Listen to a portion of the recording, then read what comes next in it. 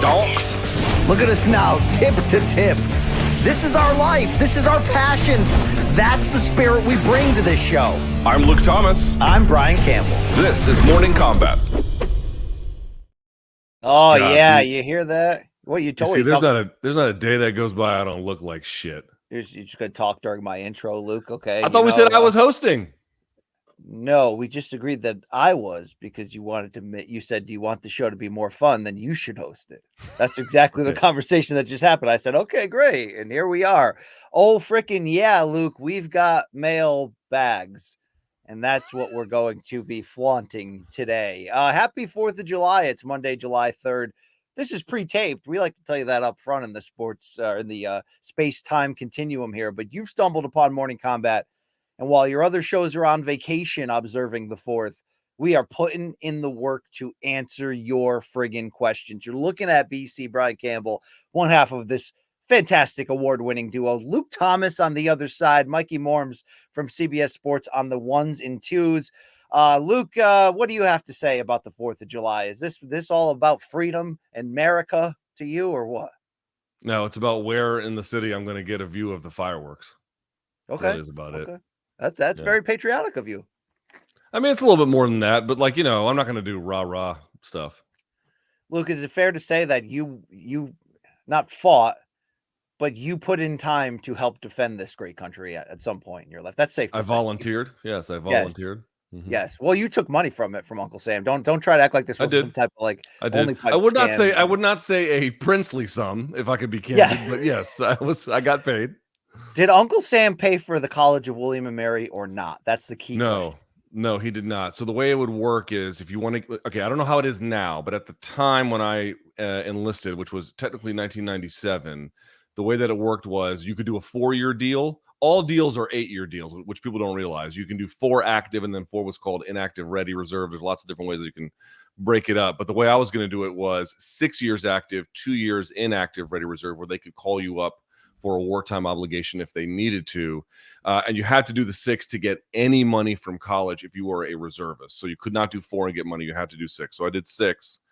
And the way I was able to do that and get money was they would give me just enough money. I think it was $250 a month for the months that I was in school. So I would pay for some food. It would pay for books, mostly, not entirely. It would pay for, living things, but that was really about it. It was $250 a month. Thank you for the itemized receipt on that one, Luke. Yeah. I appreciate it. This isn't Memorial Day or Veterans Day, but happy birthday to this great land.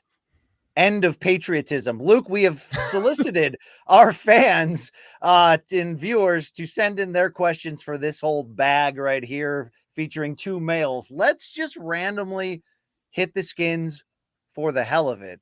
Just for the yell of it. For the smell of it. Yeah, it smells weird, right? All right, Luke, let's start with @69 Jimmy the Jet 69. How do you like that name, Luke? That's a real name right here. Dude, these people sign up with like the worst names, like Booty Eater 69, and it's like, dude, this is your fucking name, Luke Thomas, how much better Jimmy the Jet Booty Eater 69 wants to know, would McGregor versus Diaz have been for the Ultimate Fighter than McGregor? I don't want to say versus Chandler because I don't think we'll ever see that. McGregor and Chandler. Yeah, dude, there's just, what's funny is the show kind of got started and it helped the enthusiasm for the fight, even though it wasn't made. They were like, all right, they're facing off, and now it seems like they're just 2 ships passing in the night. Now I'm not watching BC, but does it seem like there's a lot of, what do you want to call it, on-air chemistry between them? Just that there's just not much there between them. They don't have much interaction. So the answer is, I think it would be better, but it would be better with Diaz. It would be a lot better with Diaz, but that's not Mike's fault exactly, more than it is just like what Diaz has to offer. Sure. And it still wouldn't be great, I don't think, because Conor's kind of checked out from what we can I only watched 2.5 episodes of the season. I did originally plan to review every episode, but man, did that go out the window quick. I'll say that there wasn't enough Conor, which is crazy because he's like the advertisement for you to tune in. there was a lot of Conor in the post-fight show where they ran a bunch with Dean Thomas and Rashad Evans, and they ran a bunch of Conor bonus clips of him just being out of his mind, challenging the fighters to, like, you know, exercise bike competitions or partying long in the house. But there wasn't enough interaction between the two fighters, trash talking. It wasn't, you know, Dillashaw snake in the grass, Faber versus Conor, and Garbrandt jumps up and gets in the face. It wasn't that, Luke. Maybe it turns into that. Probably not, but I don't know if Conor and Nate would have fixed that anyway. I mean, is that show still alive, Tough Luke, in reality? Like, is it viable? Is it still there? They care about Dana White's Contender Series so much more than Tough in terms of actually using it to create new fighters. This feels like a Dana legacy project that it's still here, if anything, right? Yeah, I mean, Dana, I mean, they had a new, you can't say they didn't have a new idea, because they did have a new idea with the Contender Series. Now they've kind of, you know, watered that down too, but okay, they had some new ideas, but like, you know, remember it took, okay, here's how you can understand like why Tough is still around. One, they probably have like content obligations to fill in some kind of way. But the other one is this: you remember how long it took for them to stop playing Face the Pain on fucking TV? You know what I mean? Like, well, I think the band wasn't even to get like long past the point of the band breaking up. They're still playing this on fucking intros. Dude, when I first started, that's not true. So after I took a bit of a break from MMA through college and got right back into it around 2002 or so. And, you know, they would play pay-per-views. So I think, I can't remember exactly when they started, but around the 30s and 40s, where they'd have the Roman Gladiator putting on all their fucking gear while Face the Pain is playing and shit. Like, it took them a while before they let go of that song. If they're not going to let go of a song like that, which like was so fucking dated and terrible to begin with, obviously, they'll never let go of something like this unless, you know, it's like Charlton Heston with the firearm from his cold dead hand, boy. That's when you're going to get that Winchester rifle. Yeah. Time to end this suffering. I need a minute to myself so I can drift away. It's called Face the Pain by STEM. Thank you. Next question, Luke, is from at Jeremy A. Rodriguez.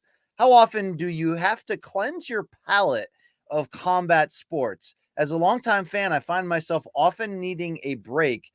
It is not so to not turn cynical. Luke, we do this for a living. There's no off season. But burnout is inevitable in anything you pour your heart and soul into, especially when there's BS elements of it. And anything good has a BS silver lining too. What do you do to cleanse the palate outside of disgusting and gross search history involving BBLs and like ball gags? Self-loathing. Self-loathing is a very effective way of dealing with my participation in this absolutely horrendous industry. No, I'm not asking your morale, you know, your moral code on this. I guess they're saying, you know, so you don't get cynical. Do you take a weekend off and watch only movies with the family? Like, is there? I guess there's no off season. I guess we take vacations. They hate when we do that. I definitely try to get some time spaced in between things if I feel like I don't want to watch, you know, get more people getting punched in the head. But I would say in general, it takes a lot for me to get to that point. And also, you know, our job is a little unique. Like most guys who cover MMA, they really only cover MMA. But because we do boxing, I get to go back and forth. And plus, BC, you know, I've been telling you this, like, because I've got such a gap in my coverage from years where I was like editorially responsible at MMA fighting. I've had to like play catch up on the boxing side. So I spend a lot of time watching, like you watch 90s NBA highlights. I watch 90s boxing basically to pick, and then early 2000s, like stuff that I missed. So it takes a while for me to get there, but yes, but all of us get there eventually, you know? Yeah. I mean, yeah, switching sport. I mean, what I love, to be fair, what I love most about this show is it's really stupid, but also, you know, it's not just about combat sports. We are able to spin off and do some bullshit and mix it up, and I think that's what the people like too. Maybe I'm wrong. Maybe you know, 75% of our audience really are MMA P1s who come from your fan base that are like, enough BC, enough dick jokes, enough all that shit. I want you to preview every UFC fight on the card, and I want you to review every UFC fight on the card. But separate from those folks, Luke, I think our show allows me a little constant weaving because we're doing MK homework here. We're, you know, joking about this here, but who cares? Nobody's really watching this for BC. Our show, if we were like on WFAN in New York, we could do noon to 3. Like, you know what I mean? Yeah. Even with Yeah, a combat, well, they wouldn't let, in New York would never let you have a combat sports focus, not terrestrial radio anyway, but we could do it. Like we could do 3 hours every single day, like no sweat. I'm 100% sure about it. MK all day, nearly every single day. Let's go over to at Fresh Prince of No Hair 9703. So he's a bald bastard, this guy.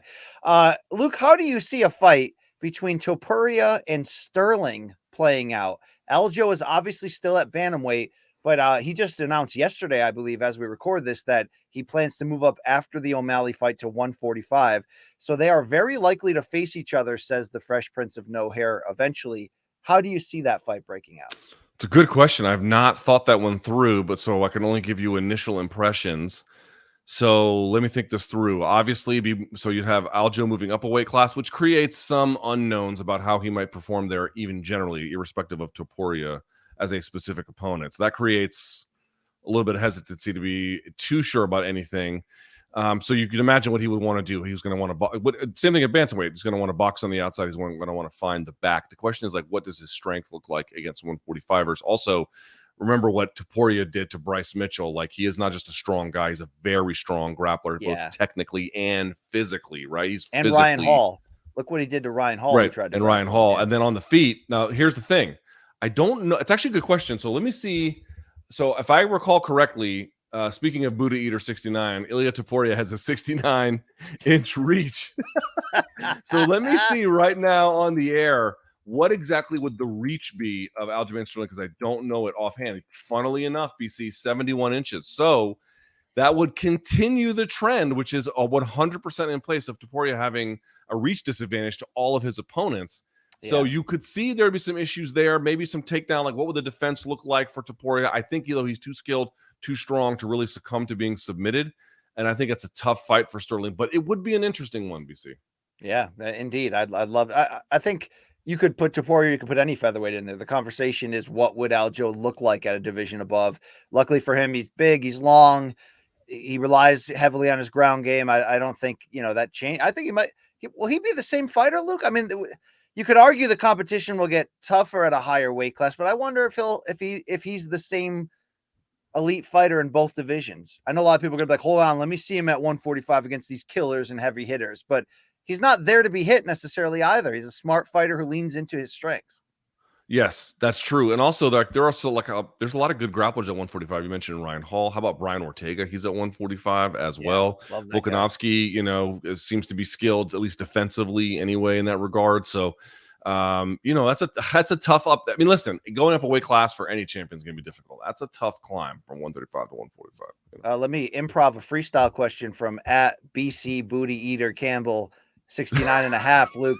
BC has a huge man crush on Brian Ortega, it seems. But Luke Thomas, what is your honest take? And this is me making up this question right now because I'm interested in Brian Ortega right now as a viable 145 contender. Where is he actually at in your mind? I can't look at it tangibly because there's too much romance there. I love the guy. And plus, I believe in his ability to find his UBL at any point in a fight. He's always a threat to win it out of nowhere. How good is he actually right now in your eyes? Very skilled, obviously, but for me, dude, there's a bit of a ceiling on what we've seen. Now, again, the fight with Yair ended way too quickly to draw any very broad declarations about his improvement. And obviously, he looked really good against Korean Zombie. And he is here's the thing. He is very spirited as a competitor. His jiu-jitsu is always going to put him in fights. Again, I go back to the Renato Moicano fight. Moicano was fucking him up until he just wasn't. And that's that kind of thing that Brian Ortega can do. I think he did it in the Clay Guida fight as well. Like, because of that, and because what you saw Volkanovski have to go through, in that sense, BC, you cannot count him out. That being said, I think he took a lot of beatings in his career that he didn't need to take. I think between that and some injury time off, it has really hurt his development. So as skilled as he is and as dangerous, I mean, his jiu-jitsu is truly dangerous. It's not just a thing he's good at. It's explicitly really, really, you have to be very careful with it. So that's interesting, but the striking and everything else just looks to me like it's respectable, but not championship. Well, the striking is respectable. It's just that his striking defense is just non-existent. But that's part of striking. I mean, that's that's fair. People want to separate them. Like your position and how you move through punches This your defense needs to be woven into your offense, Yeah. not one or the He's other. too willing to show where he comes from, which is toughness, background, and lean on that chin. But I think his will is stronger than his body's resistance is, and you saw that against Max Holloway. You just can't take that type of punishment. You just can't. You just freaking can't, Josh Emmett. You can't. Thank you. That was my editorial for the day. Let's go over to a question, Luke, from at Rustic Tribe Designs 3042. Oh, I love those guys. Hey, yeah, Rustic Tribe Designs right there. They have created us some awesome things. They're still threatening to create us a room service diaries table, Luke, filled with MK artifacts. I mean, these guys rule. Here's the question. Luke, how many times are you going to watch the Arnold Schwarzenegger doc on Netflix? And they have a question for me, but let's hear your answer first, Luke.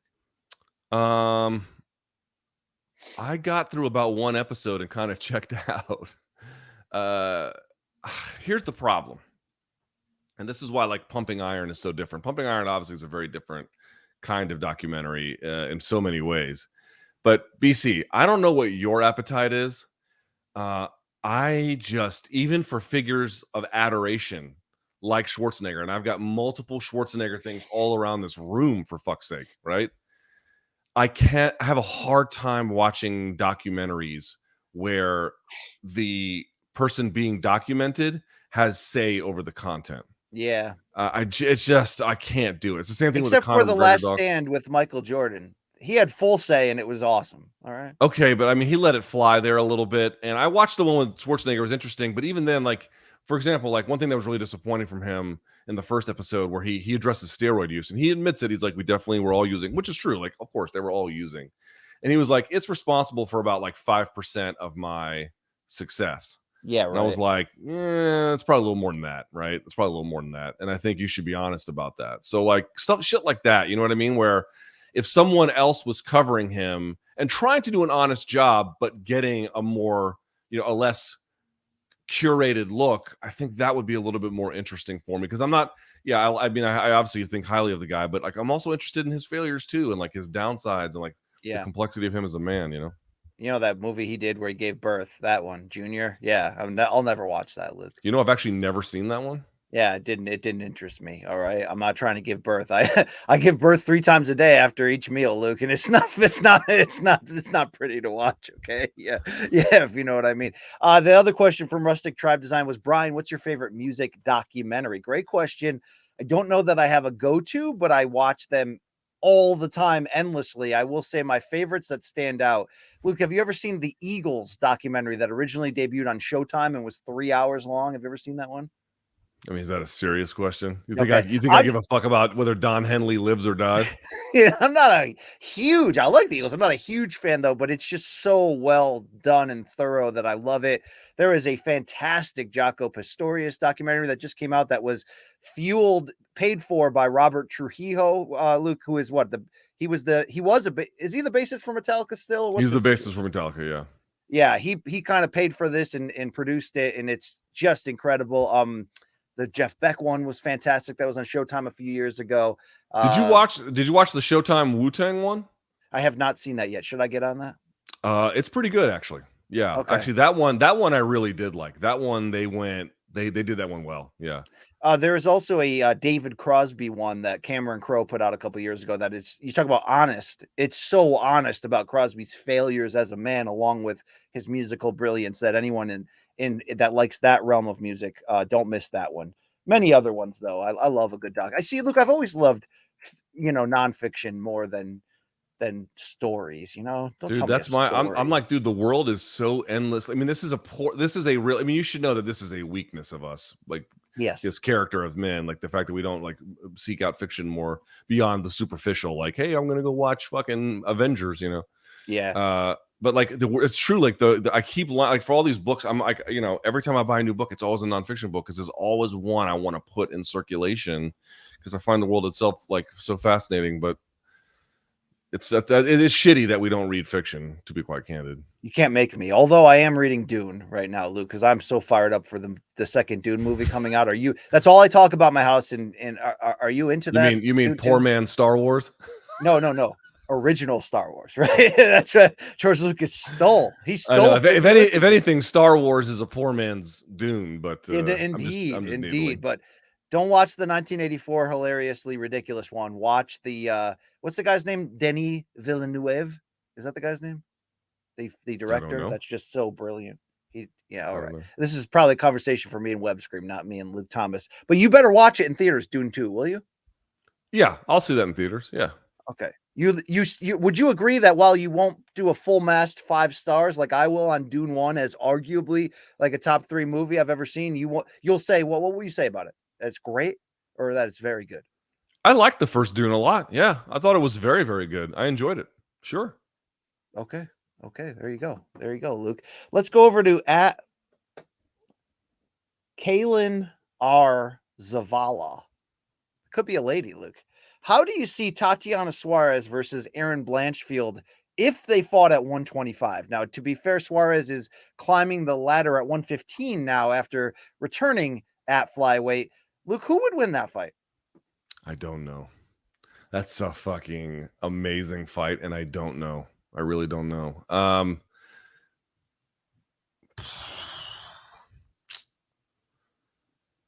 I mean, Suarez has, in theory, should have the better wrestling, right? But that remains to be seen, dude. Erin Blanchfield is terrifying.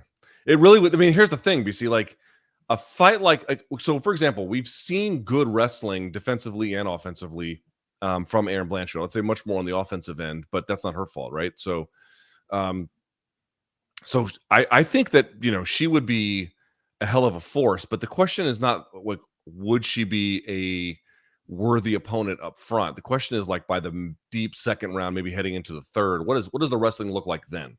Right, when you've used all of your tricks and now it's a little bit more about just kind of core fundamentals and who kind of wants it more in those grinding moments. I don't have any doubt about her commitment, but like the depth of knowledge and sort of wrestling sensibility that Tatiana Suarez has, how would that equate? What would that look like deep into a fight where the margin between them is thin but can break? I don't know. I don't know what the answer to that is. That's why, I mean, we do okay bet. We have no fucking idea what we're doing. But this is really one of those fights where, like, honestly, I don't really have a clear sense about what it would look like. I mean, it would come down to striking probably. So I mean, I don't know. Tatiana Suarez's striking didn't look insanely great on that comeback. It was more just about the deliberate wrestling and takedowns to get the job done. But can you take Blanchfield down and control her there? And if not, what does that boxing match look like? I'm not really sure. I'd love to see it though. Yeah, for sure. I mean, look, Tatiana is going to wear a UFC title. Are you prepared for that? Sure. Okay. I mean, she should have had one a while ago. To be quite honest with you. Yeah, you're damn right about that. This is from at Zeljaish. I butchered that guy's name, but whatever. Luke, what is your dream vacation right now? What's the one? What's the one that you're like, damn, we got to do that. Honey, we have to do that one day. We have to. So there's probably two different ones. There's two ones that my wife and I have talked about as like the dream one. I think one would be a tour between Seoul, South Korea, Tokyo, Japan, and maybe like other parts within Japan, maybe even Australia, like something like that, that would be one, to see those places, but with a particular focus on Japan and Korea. The other one, which is a little bit more doable, has been one on my list. My wife has been to a number of places in South America, but she's never been to Argentina, which I find a little bit surprising, but it's pretty far. My understanding is from Bogota to Buenos Aires is like, I think 8 or 9 hours, maybe 9, maybe even 10, something like that. So it's far. It takes a while to get there. I would love to go to Argentina, dude. I mean, you can get close to the South Pole. You can get pretty far. There's obviously coastline there. I mean, the food, forget about it. And dude, from what I hear, Argentina, especially if you have American dollars, is dirt cheap, like super affordable. In fact, there was an article about Americans just like posting up there on these digital, nomad visas, getting like plush real estate for like $600 a month in downtown Buenos Aires. Like you just can't believe easily. Anyone could afford that shit. Doesn't that explain why Maidana never fought again after the 2 Floyd pay-per-views? I mean, why would you, bro? How much you think he made off those 2 pay-per-views? Like 15 million? I would say he made 4 million in the first one because that was about what Floyd was offering opponents. And for the rematch, he probably made 6 million. Okay, so 10 plus some sponsors, who knows? Let's say 10 or 11 million.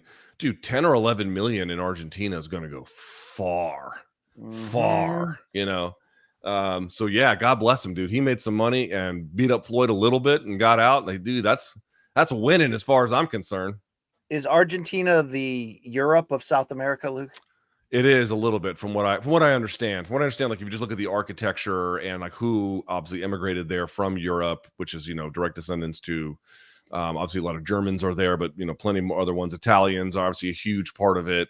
And they do speak Spanish, but they have a very unique accent and their food is very different. And they kind of see themselves, you know, they don't see themselves as like closer to Bolivians than they are the Spanish or the Italian, I suppose. From what I understand anyway. So I love that you said your dream trip is, or at least you mentioned Tokyo along with Korea. Tokyo is my dream trip. And my wife and kids don't want to go. I want to go so bad, Luke. Maybe I need Mark Raymundi to take me and we can go eat at steakhouses that wrestlers frequented back in the day. But Mikey, our producer, said he went to Japan when he was a POS 12-year-old who didn't eat fish and he had a miserable time, but would love to go back. Luke, are you surprised by that revelation based on the fact that we left that steakhouse in London and Mikey's like, hold on, I got to stop at Burger King on the way back. He's like, hold on, I got to go to motherfucking BK, son. What you know about that? Yeah, there you go. And I was like, wow, you really are a peasant. My nature-based one is Banff National Park outside of Calgary. Luke, are you aware of you know the Blue Canadian Rockies and the? I guess I'm not. Okay, well that's where I want to go, right? Or Jasper National Park, not too far from there. That crisp blue water and it's gonna change my life. Thank you. Hey, let's hear from at Matthew Thomas 970 with That's Spence not Crawford. my brother. Not your. Oh yeah, this could be your brother. Yeah, is he born in 1970? Your brother? No. Okay, this might not be him.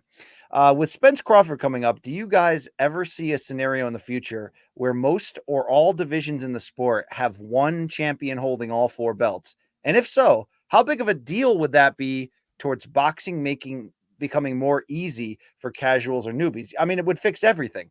That's the dream, right? Like when boxing was boxing, quote unquote, you had 8 divisions, 70 years ago. And eventually a second recognized title popped up, but for the most part, it was every division had one face, one name, one champion. Even though, Luke Thomas, we are in a better, optimistically fun era at the moment where we're getting a lot of unification and undisputed championships where we're going to have one face after Spence Crawford, who's the best welterweight in the world. If Usyk and Fury finally fight, we're going to have one name, one face. The idea that all 17 of boxing's divisions could get there and have a reigning and defending undisputed champion is absurdly not realistic. And the main reason, in my opinion, is because the 4 sanctioning bodies, who are all regularly under question from boxing hardcores based on their practices and decision-making, they wouldn't want that. I'm surprised we had as many undisputed opportunities right now. And the reason why is because in prior years, sanctioning bodies made that really hard. They'd force you to defend mandatories or give up the belt despite a big fight on the horizon because they want you to be active with their belt, because every time you fight with the, let's say, WBC title, you have to pay them a big percentage of your salary. And that's why Errol Spence Jr. kind of railed against them at the end of the Spencer Crawford Spence presser. And I don't know if you saw, Luke, Mauricio Suleiman Jr., the head of the WBC, responded to that by publishing an article on their website, supposedly about where all that money goes. The only problem is the article didn't actually mention where all that money goes. But we have seen people rail against the sanctioning bodies in the past. Both Canelo and Floyd both gave up titles ahead of big ones, so they didn't have to pay that sanctioning fee. But no, I don't ever see a scenario where we have one recognized champion. And the reason is because boxing is broken. There's too many people at the table that are surviving by getting their piece of the pie, and they will dig in and fight for that piece of the pie unless some type of central governing body was created. That feels like a pipe dream for boxing. It's too good to be. No, it's not going to happen. It's not going to happen. No, anything that happens to boxing good is accidental. Yeah. I mean, sometimes the sanctioning bodies, like they're doing right now, they're getting out of each other's way to make these big fights. But will that become a long-term trend? No. They don't want one. They don't want one champion with all 4 belts fighting twice a year. You see, this is why I've never enjoyed nice things. It's because I always know this is going to come with the other end before too long. You know what I mean? Yeah. Yeah. I mean, you can eat a lot of great food, but eventually you're gonna have to shit, Luke, right? That's what you're saying. I mean, there's a lot of defecation talk going on from that side. Or actually, I should say this side of the screen there, huh? Yeah, you're right. Lot of talk about. Maybe my haters are right, Luke. My comedy bits are down to like 3 categories. It's all I've got left, Luke. Okay. Straw weight, sticks, and shit. Okay, there you go. Yeah, And skits right. and bits. Don't forget skits and bits. That's a key staple. Hey, did you see the guy from Portugal? The man did a Reddit AMA and he got bombarded by skits and bits, Luke. But I think he kind of called it on himself. I don't, you're not aware of this? I'm not aware of this. All right. Another topic for another day. Let's go over to at Jesse Brooks 9612. 2-part question. Who would you guys take in a rematch between Volk and Islam? Let's start there, Luke. Do you have who would you favor based on how close that first fight was if they rematched at 55? I know the inclination is to say Volk, but I feel like Makhachev would adjust too.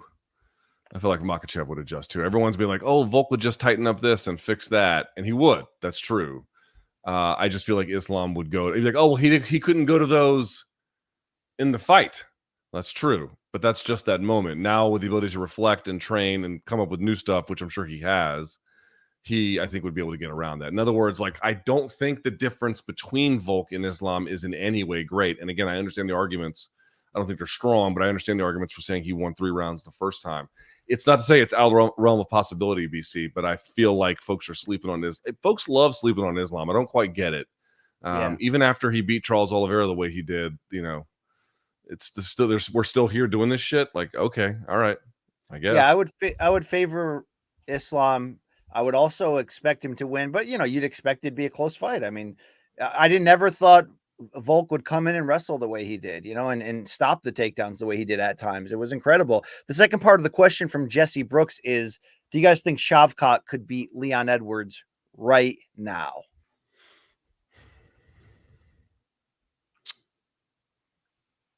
Yes, but I don't know how likely that is. In other words, I could see a fight where Rachmanov is able to play off the clinch and then into grappling positions and do well there. But Leon's movement is great. His takedown defense is great. His strike selection is really superb. Obviously, I think he could beat Leon. Like, I don't think the gap between them is so big that that's impossible, but I would favor Leon to win. Does that make sense?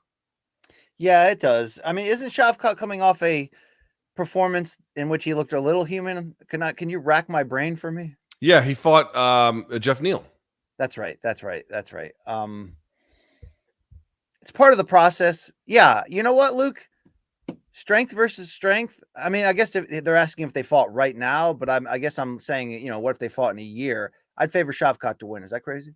Yeah, today I give it to Edwards. In a year, it's much harder to say. Yeah, right now it's tough to say. And Edwards is operating right now at a very high level in the middle of that top 10 pound. People were like, "Oh, Kamaru slowed down in the second fight." Okay, a little. All right, fine. I'm not gonna say that's not true. It's true. But get the fuck out of here with this. Like, I have been a skeptic of Leon Edwards. Not that I didn't know he was good. I knew he was good, but I didn't think he was championship good. And for the most part, in the first fight, he really wasn't. But then, dude, in the second fight, like, Kamaru didn't fall off a cliff. He got a little bit older, somewhat noticeable. That was just a masterful performance by a guy who brought all the forces of his game together to really shine. Like, I mean, of all the times to doubt Leon Edwards, after the second Kamaru fight is truly the worst time you could pick.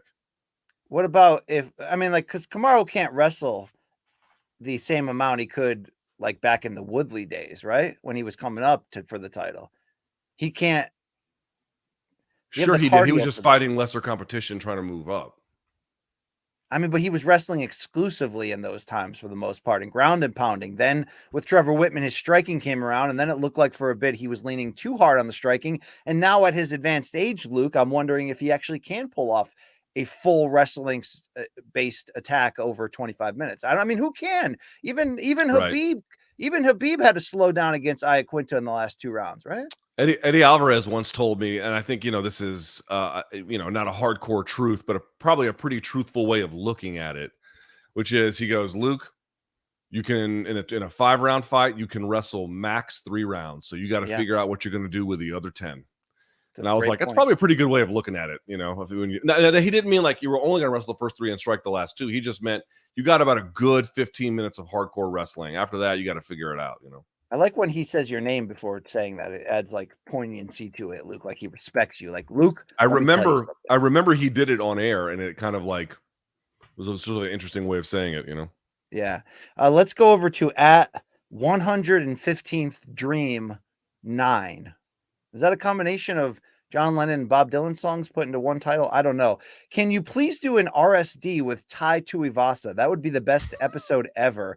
And I'm curious, what questions would you ask him, Luke? I mean, it'd be great. It'd be great. Why would you bother with any of that? Like, I guess I would ask him a little bit about growing up, the particulars of how he grew up.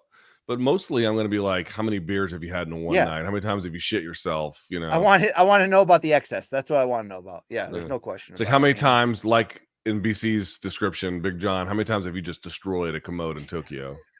You know, I'd love to know about bar fights. You know, that guy's gotten into a ton of them too, right?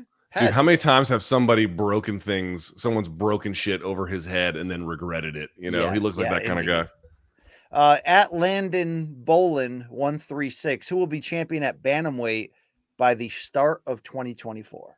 Jesus, who the hell knows? Okay, so let's think about this through. It's August. If Sterling wins, he's not fighting again this year, right? Like the guy is already fighting on an expedited timeline.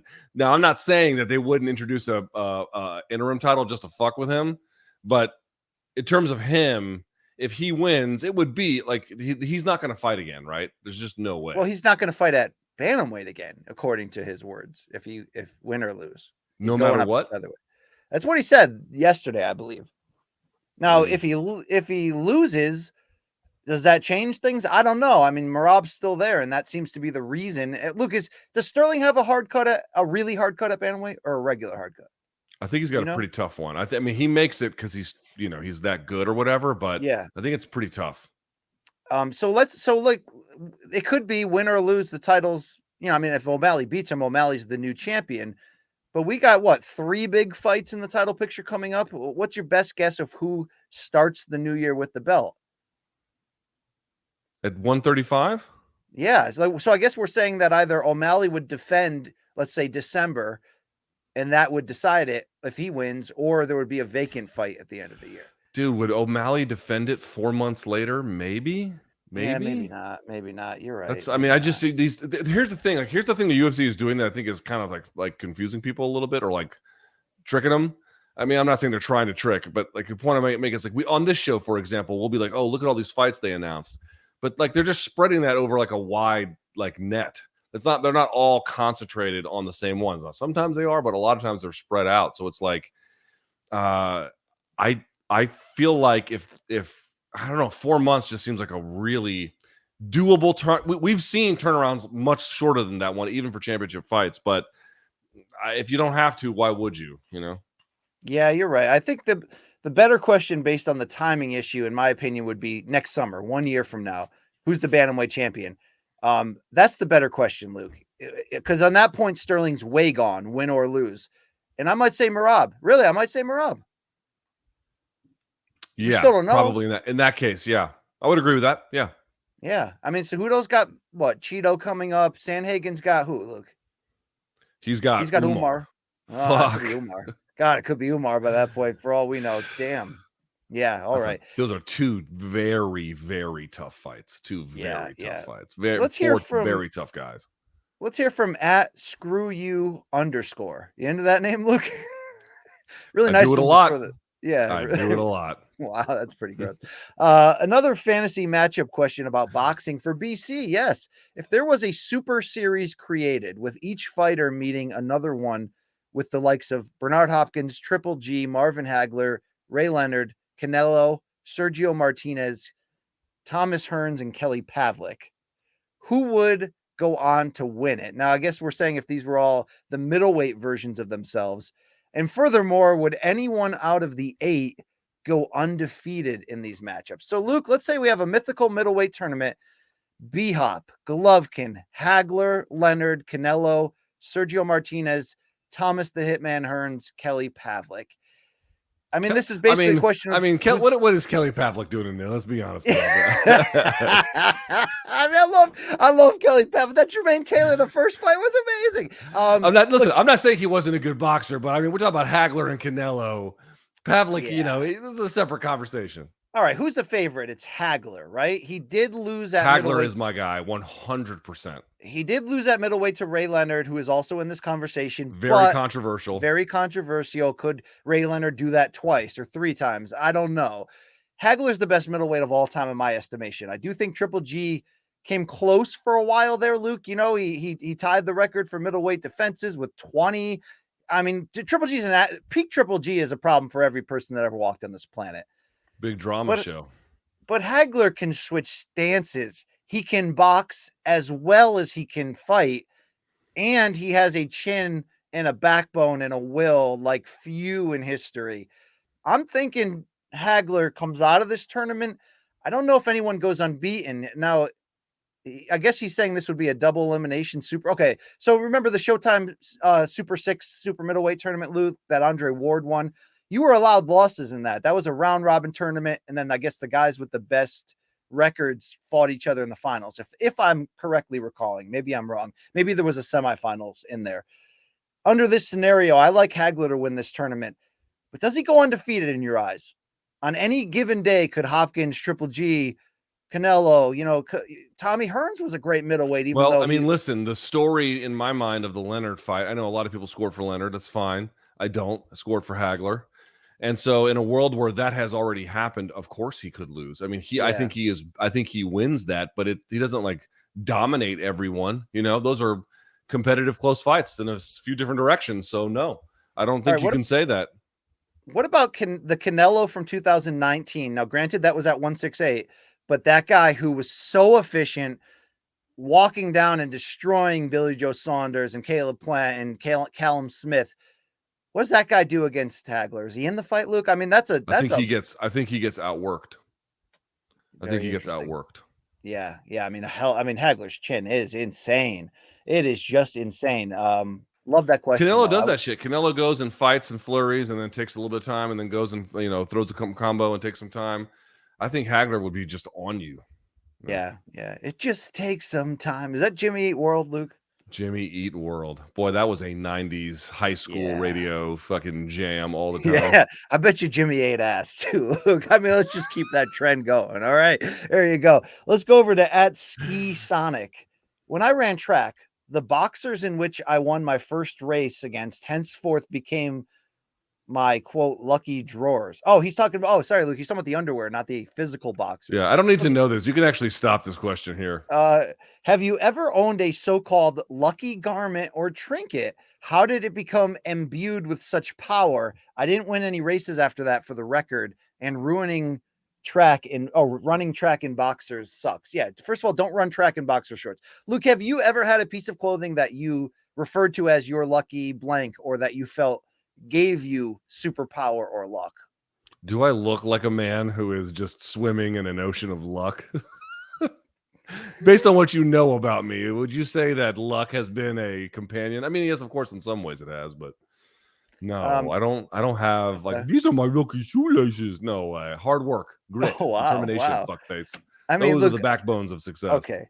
Once again, Luke, just like the MK curse, people aren't being like fully literal. Like, it's more of a mental thing. You have something that happened to have. It's a mental crutch. Success. Yes, I don't need that or organized religion. I'm good to go, friend. Oh wow. Well, you'll find out what you need at the end of the life, Luke. Hopefully, I'll be there to pull you out of the ditch. We'll tell you, I had from 1998 to about 2002, I had a lucky orange sweater.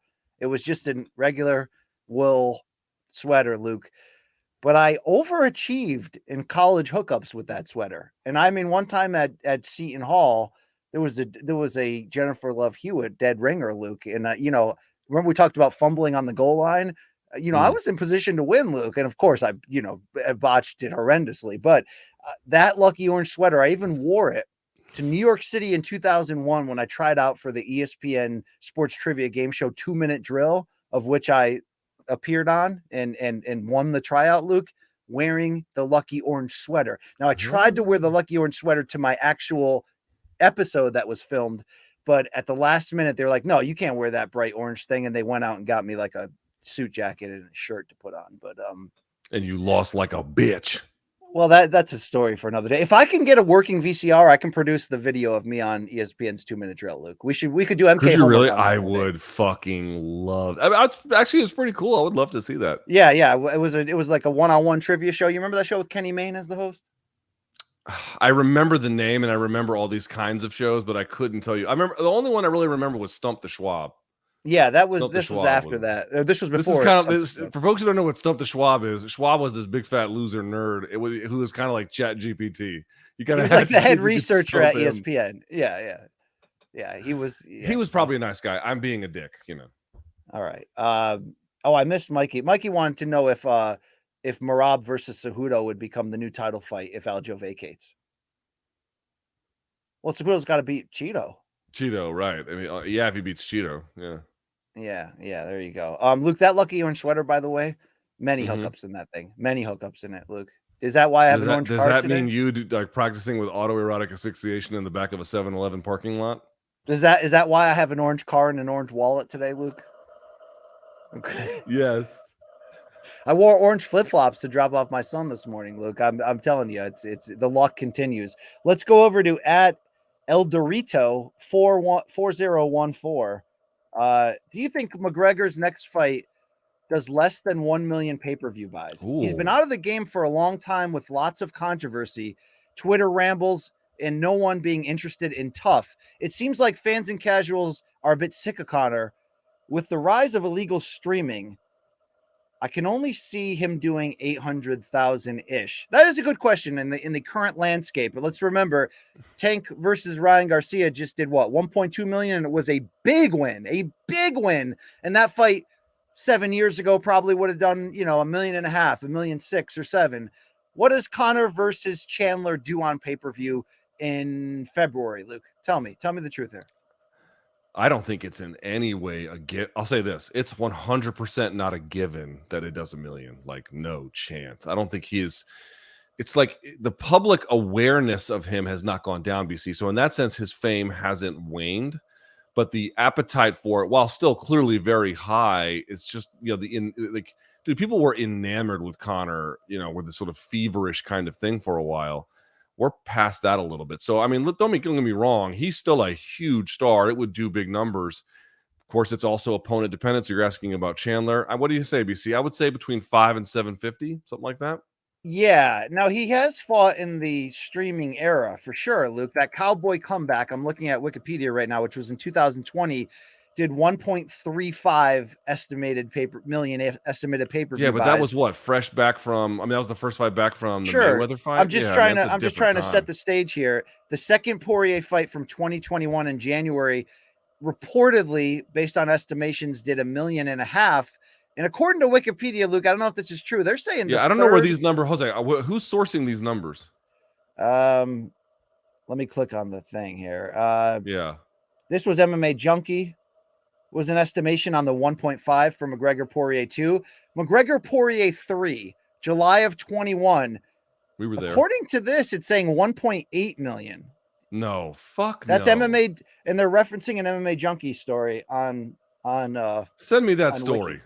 I don't believe that. There's no chance it did that. Yeah, I'll send it to you in our free time. But look, Conor has fought in the streaming era, though, right? He already has. Yes.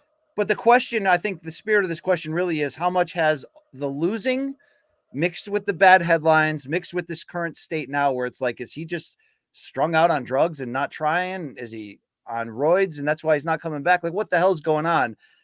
That has to contribute to a decline of some degree. But 8 to 900, if it's promoted right, still feels right. But will it be promoted right? Again, Conor's not so washed he couldn't do big numbers. That's not what I'm saying at all. But dude, like the flame on this fight, it's not extinguished, but it is. It is flickering, right? It's flickering. But they don't do press tours anymore, Luke. Right? They don't do like the kind of things they used to drum up. They don't need to. Pay-per-view is still important, but it's not what it once was. They just don't need to. It's This is what I interesting. mean. It's like, dude, no one's kicking them in the ass to make them do extra shit. And so it's like, I'm getting slap fucking emails from the PR people. It's like, this is what you're Yeah. spending your time doing. Okay. All right. Yeah, yeah. We got 2 more questions here, Luke. This is good time, right? Good time, great oldies? No? Chickadee bang bang. This is from @Johnny138. What's your number one search query on pornography sites? What's your number one search query? Sorry, Luke. Johnny138 has a question. Hey, Donks, in the spirit of holiday and celebration of the greatest country on earth, would love for each of you to create a concert of 4 to 5 bands or solo acts, living or dead, to create the greatest concert of all time. Can only imagine the garbage BC will be picking. Mine would include, according to Johnny here, Elvis as the headliner, Robert Johnson, and Beethoven below him. Thanks for all the Who content. the fuck wants to go to that? And Luke, rip a mean vape hit for your day one, donks. Johnny from Tampa. Luke will vape when he wants to, first of all. Yeah, I Johnny. don't have my vape, my marijuana vape on me. Isn't Anyway. there a super concert going around right now with like GNR, Metallica, and all these other people on the same card? Did I make that up? Did I see that on social Well, media? GNR used to tour with Metallica. No, I think it's Metallica and somebody else. But Metallica's doing some stuff with Pantera. I know. When I'm seeing Pantera in September, it's just they're headlining, so it's not that. But I mean, the living or dead part I hate, because then you're like, okay, the Beatles, Led Zeppelin, Miles Davis, like, you can go crazy with it. yeah, But it's Luke, like you can't ask a question like that. Like, who is this for? You're like, the biggest audience. But like, you can't just assemble random shit like that. There has to okay, be let me ask you even this. Jose. We lived through what was the big one? Feed the World in the '80s, like Live Aid. Remember Live Aid? Yeah, Live Aid. Even yeah. then, the that was the unifying force. There was a message behind it. There was something there. You need something to kind of anchor it all. Otherwise, it's just disparate acts. It doesn't mean All right, anything. how about the anchor is a festival? And what I mean by that is, 15 years ago, Luke, I attended Bonnaroo and Austin City Limits Festival, and they're awesome, right? And you either camp there or you get a hotel and all that, and you can't wait to see the lineup, right? And it's usually like, are of the top 5 or 6 bands, is there at least 3 or 4 that would foot you there? Let's say they create some new Coachella tomorrow, and they say, Luke Thomas, for your own musical taste, give me 4 acts to headline it. What would be the thing that would get you out of your seat, standing front row in a crowd of 90,000 people in front of the stage? What 4 bands right now that are living that could do this? Okay. I'm not talking about a Beatles reunion. I'm talking about right now. Who are you picking? Mighty, mighty Boss Tones. Yeah, right. You're like Jedi Mind Tricks, Vinny Paz, Oh yeah, keep going. Here we go. Apathy, and Cannibal Corpse. There you go. Right. Dude, I don't think of music in these ways. I don't. I know that you're like.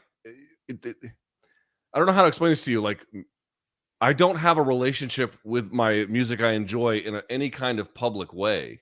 It's strictly a personal, like, how like part of like the Protestant I don't know if it came from the Protestant Reformation, but part of religious reformation in this country was that initially it was believed that only clergy could be your guiding force to God, and then eventually it was clear to them that you could have a personal relationship and you did not need the intermediary, although it served other functions.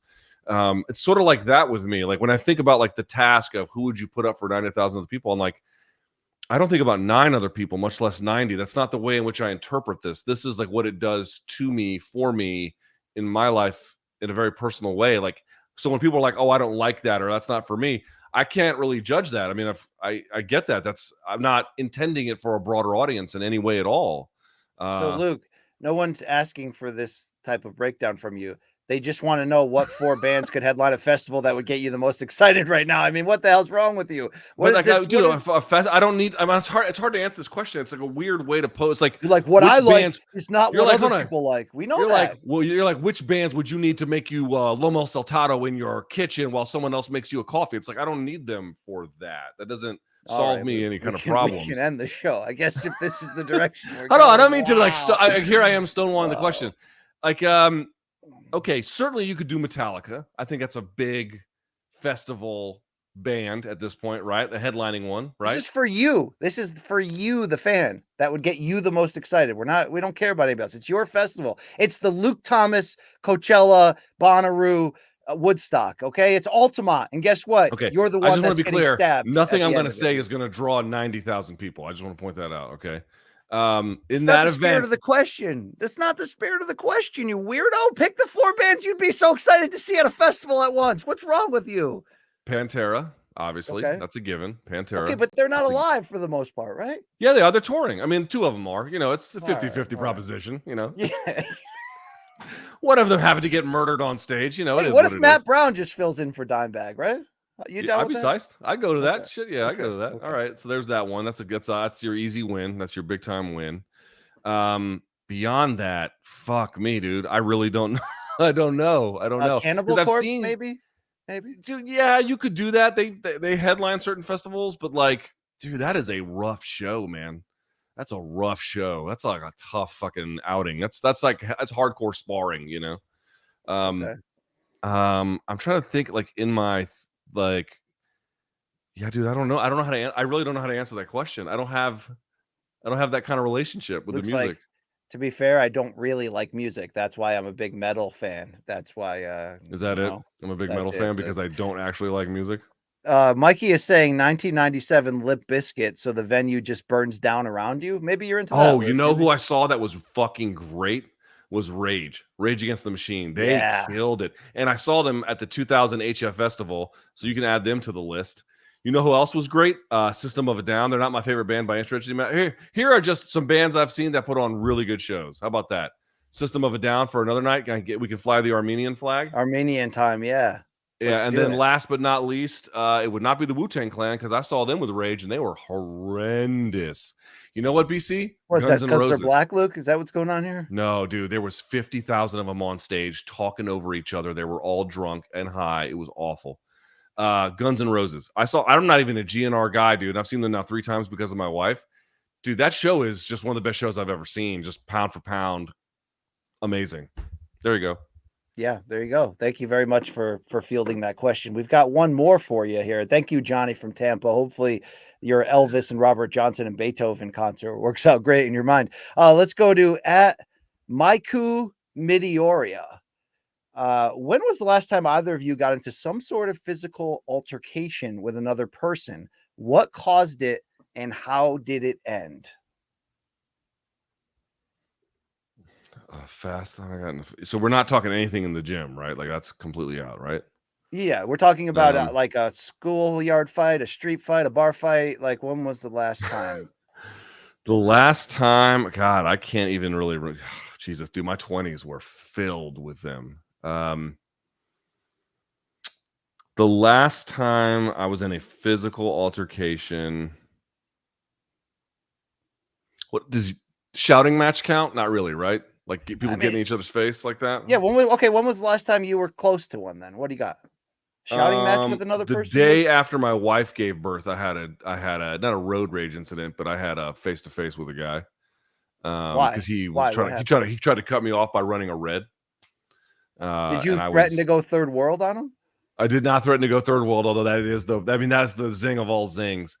I think it was when my buddy was between tours and was visiting me, and he got into a fight in a popular neighborhood called Adams Morgan and beat the living fuck out of a guy. And I had to pull him off and grab another friend who was fighting someone else, and we had to race out of there before the cops got there. So that was a bad one. That was one of those ones where I was like, I can't keep living my life this way. I can't. There might have been another one past that. Well, Luke, as an adult now, it's just not worth it unless somebody's putting hands on your family, right? I mean, you don't want to get stabbed over an argument or a road rage incident or a whatever, right? Or do you not agree? Do Also, you not someone could put agree? hands. Someone could put hands on my brother. I'm like, am I really gonna?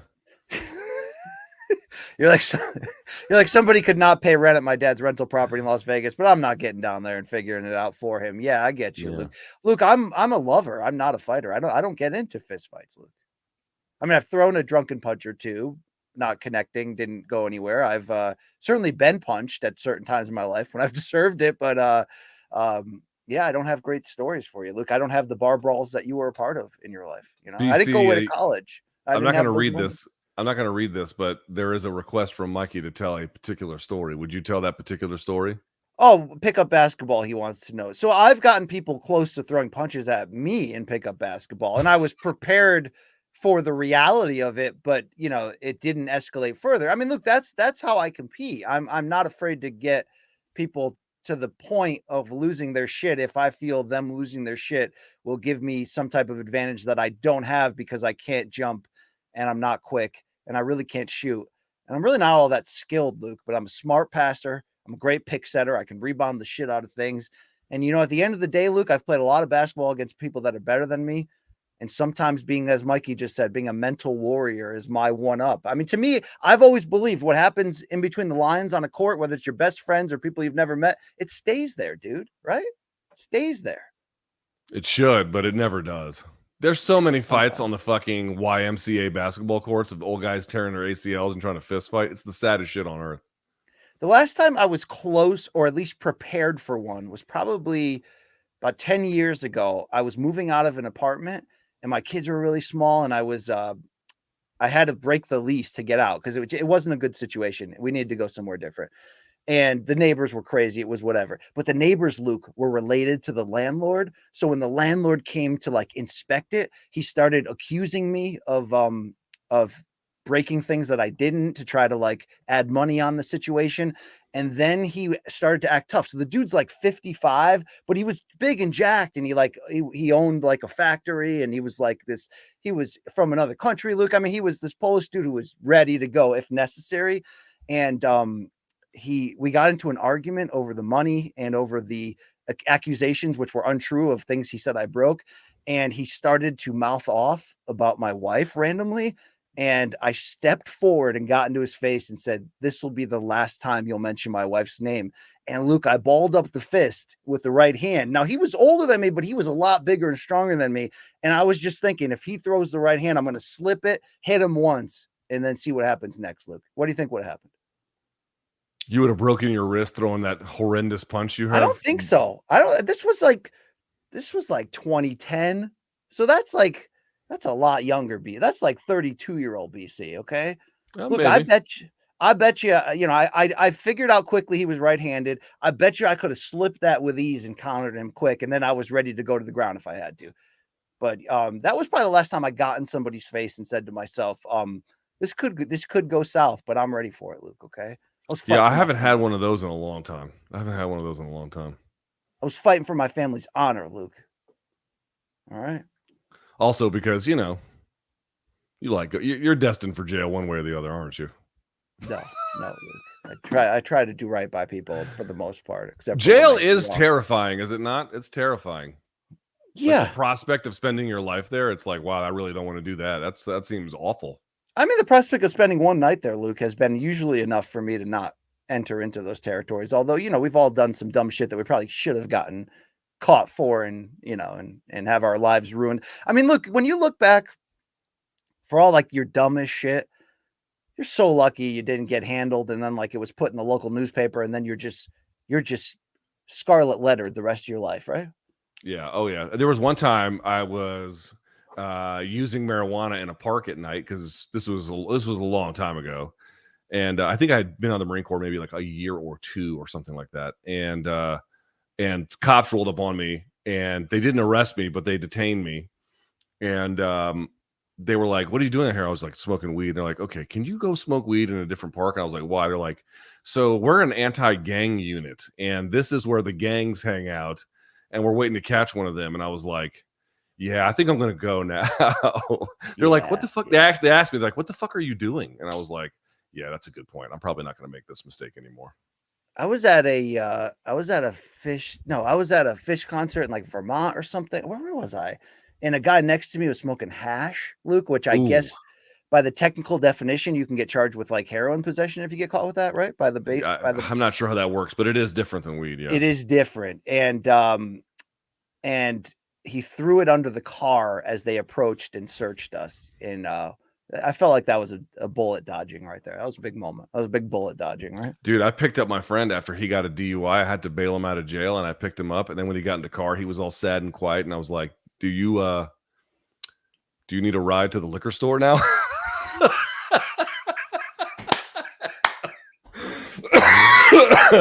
Woo!